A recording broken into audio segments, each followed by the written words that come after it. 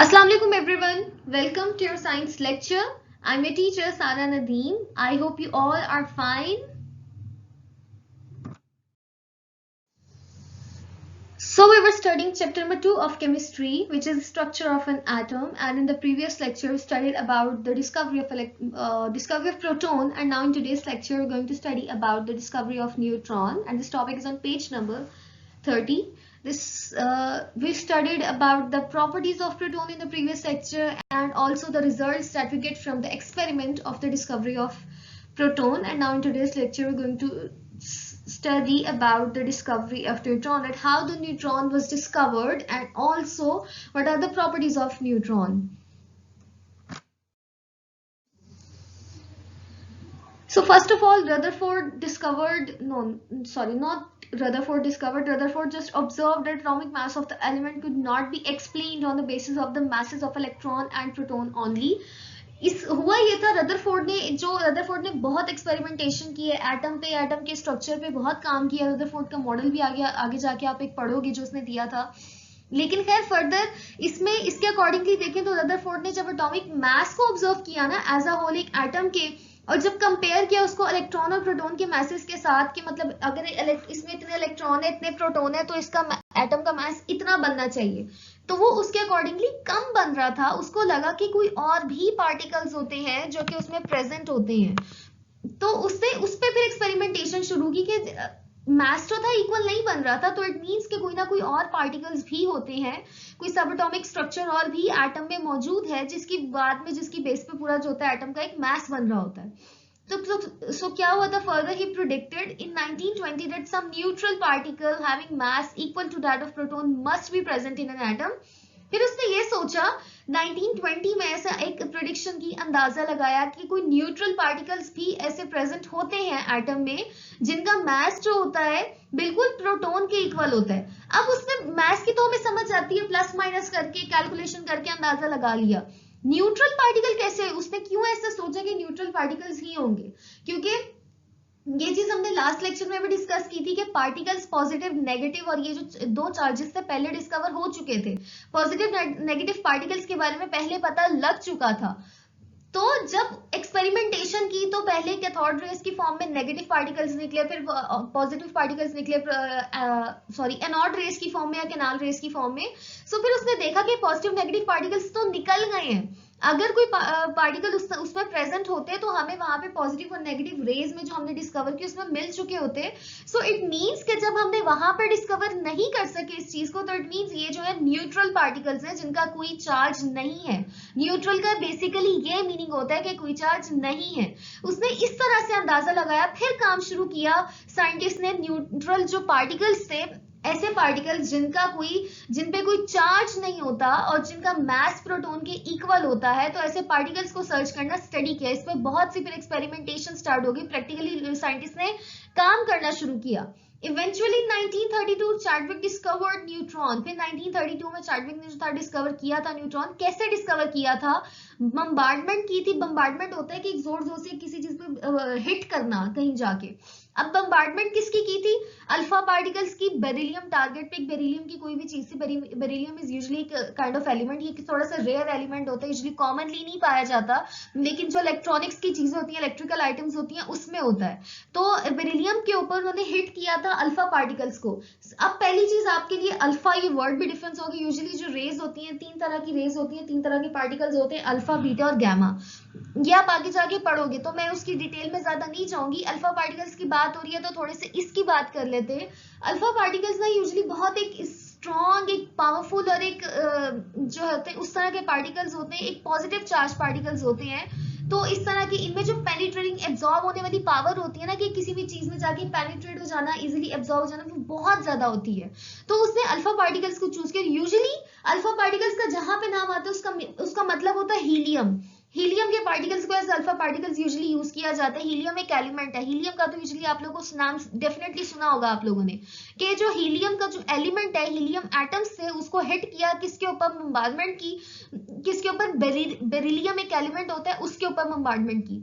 हुआ क्या? He observed that highly penetrating radiations were produced, कि हाईली पेनिट्रेटिंग जो बहुत अच्छे से किसी भी चीज में एब्जॉर्ब हो जाती हैं, उस तरह की रेडिएशंस जो थी वो निकली थी, उसमें से प्रोड्यूस हुई थी, उसमें ये हुआ था। फिर हुआ ये था कि आयनाइजेशन हुई थी, उसमें आयंस बने, अलग हुए, सेपरेट हुए, उसमें न्यूट्रॉन जो था वहां पे सेपरेट हो गया था, जिसको उन्होंने हाईली पेनिट्रेटिंग रेडिएशंस उस वक्त कहे थे, और उन रेडिएशंस को बाद में नेम दे दिया गया था न्यूट्रॉन का।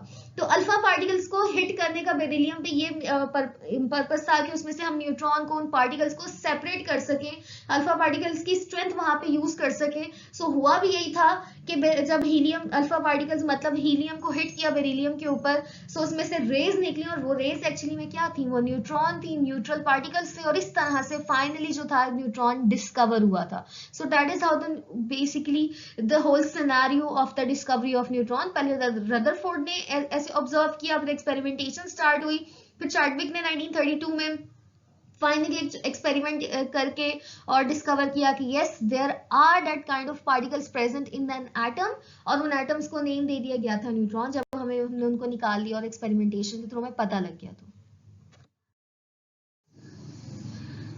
So now the properties of neutron, के इसकी बेस पे न्यूट्रॉन की क्या प्रॉपर्टीज होती है। Neutrons carry no charge. First basic property of neutron कि इनके कोई चार्ज नहीं होता है, न्यूट्रल होते हैं। दूसरी चीज, दे आर हाईली पेनिट्रेटिंग, किसी भी चीज में इजीली एब्जॉर्ब हो जाते हैं, उसमें से निकल जाते हैं, पास ऑन हो जाते हैं, तो बहुत ज्यादा हाईली पेनिट्रेटिंग होते हैं ये।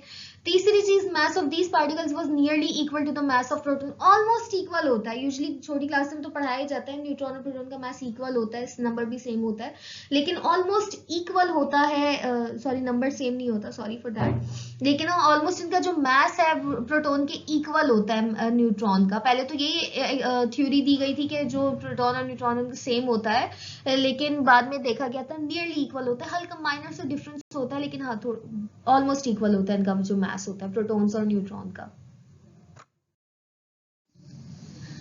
So class, discovery of neutron is basically a small topic. Next, there is a next small exercise which is test yourself 2.1. एक छोटी सी exercise है, questions हैं कुछ जिनके answers class आप लोगों ने book पे ही कहीं पे लिख लेने हैं।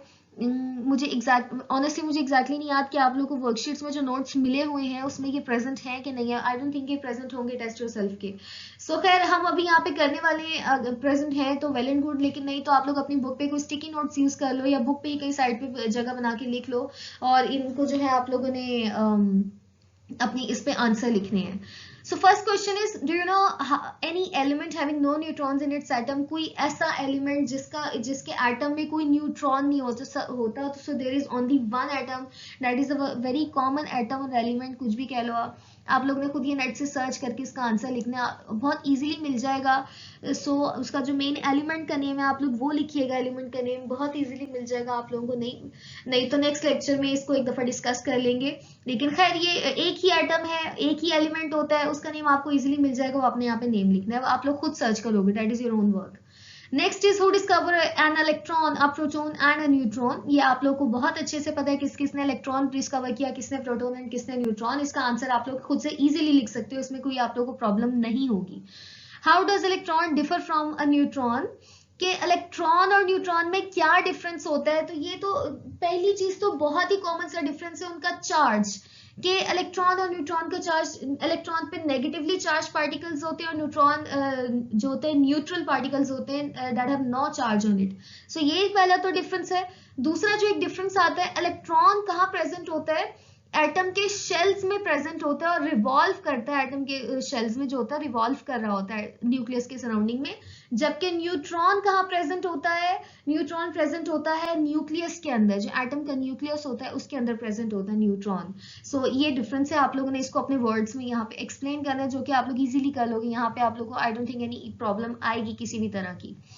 Now the next question is, explain how anode rays are formed from the gas present in the discharge tube.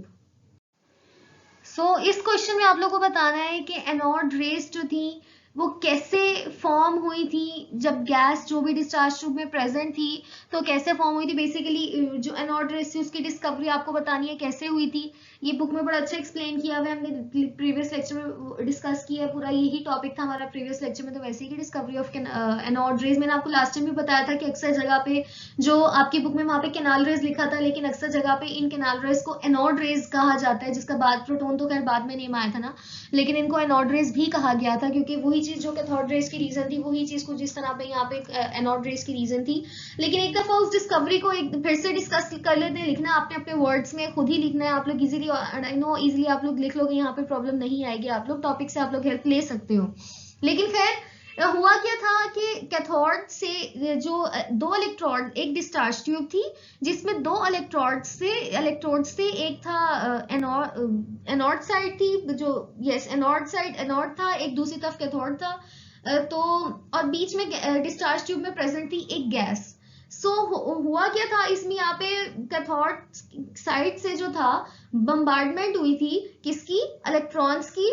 किस पे बम्बार्डमेंट की गई थी, जो भी वहां पे प्रेजेंट थी गैस, उसके मॉलिक्यूल्स पे गैस पे जो थी बम्बार्डमेंट हुई जब कैथोड की, तो एक बहुत ज्यादा वहां पे क्या हुआ, आयनाइजेशन हुई। आयनाइजेशन मींस कि आयंस फॉर्म हुए, आयंस प्रोड्यूस हुए थे वहां पे, पॉजिटिव और नेगेटिव आयंस। और जब इस तरह से आयनाइजेशन हुई तो पॉजिटिव आयंस जो थे उसमें थे सेपरेट हो गए, और फिर उस तरह से पॉजिटिव आयंस जो थे उन्होंने ट्रेवल किया किस तरफ, एनोड से कैथोड की तरफ। क्योंकि आप लोग इसकी तो कॉमन सेंस थोड़ी जनरल सी रीजन है, क्योंकि पॉजिटिव चार्ज है वो ऑब्वियसली पॉजिटिव और नेगेटिव अट्रैक्ट करते हैं, तो पॉजिटिव चार्ज थे वो नेगेटिव की तरफ उन्होंने ट्रेवल करना शुरू किया, ऑपोजिट साइड पे जो भी ऑपोजिट चार्ज था उसकी साइड पे जाके उन्होंने ट्रेवल करना शुरू किया, और एनोड कैथोड की तरफ उन्होंने ट्रेवल किया, और इस वजह से उनको नेम दे दिया गया था एनोड रेस का। उन पॉजिटिव आयंस को बाद में नेम दिया गया उसका प्रोटॉन का, और रेस को यूजली पहले एनोड रेस कहा गया था। और इस तरह से जो था एनोड रेस या कैनाल रेस जो थी उनकी फॉर्म की डिस्कवरी हुई थी, उनकी डिस्कवरी हुई थी रेस की फॉर्म में। तो आपने इसको जस्ट वो एक्सप्लेन करना है यहाँ पे, वो आप लोग कर लोगे easily. Yes that's it, this is our today's lecture. So that's all for now class, just take care of yourselves and साथ साथ लर्न करें टॉपिक को, ताकि बाद में प्रॉब्लम ना हो। एकदम जब बाद में काम इकट्ठा हो जाता है वहां पे लर्न करना, मेमोराइज करना प्रॉब्लम होती है। अभी आप लोग लेक्चर ले रहे हो, समझ रहे हो, तो आपको ज्यादा इजी होगा लर्न करना, तो इसको लेक्चर को साथ साथ लर्न करें। और इंशाल्लाह नेक्स्ट लेक्चर में फर्दर जो नेक्स्ट मॉडल्स हैं, आई थिंक एटॉमिक थ्योरीज हैं, वो डिस्कस करेंगे, और वही हमारे नेक्स्ट टॉपिक्स हैं। So thank you everyone, take care of yourself, अल्लाह हाफिज।